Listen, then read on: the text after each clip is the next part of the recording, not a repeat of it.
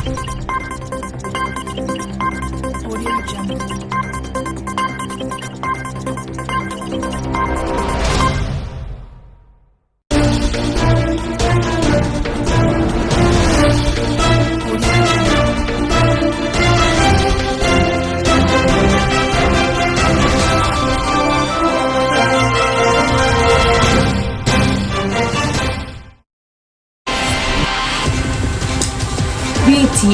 BTM, balitang tapat at maasahan, boses na tatak na ganyan. Ito po nga po pala si Daphne Sichonko, ang inyong tagapaghatid ng balita. Ang isang pagsiklab ng virus ng Nipah ay kumalat sa buong India at iba pang bansa sa Asia. Dahil ang kabuuang bilang ng mga namatay ay umabot sa higit sa 100 sa gitna ng halos 300 mga kaso.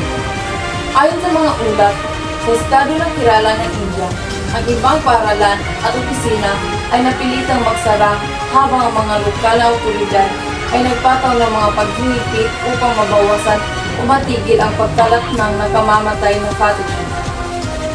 Bagamat may mga kaugnayan na paglalaganap sa mga nakaraang taon, ang kasulukuyang isa ay nakasentro sa katimugang estado ng Kerala, kung saan 6 na tao ang nahawaan ng backborne ng Nipah virus.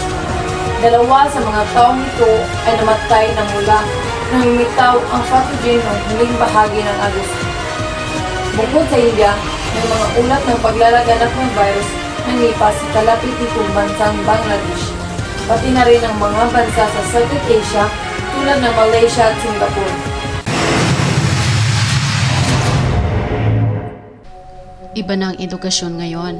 Kailangan matibay sa puyatan. Di pwedeng matulog. Ang bagong Nescafe Original may tibay na panlaban sa puyatan. Ngayon, dinagdagan ng laman, kaya mapapadalas ka ng timpla mula gabi hanggang umaga.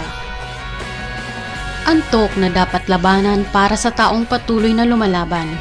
Tikman ang bagong Nescafe Original. May tapang na hindi ka paiidlipin.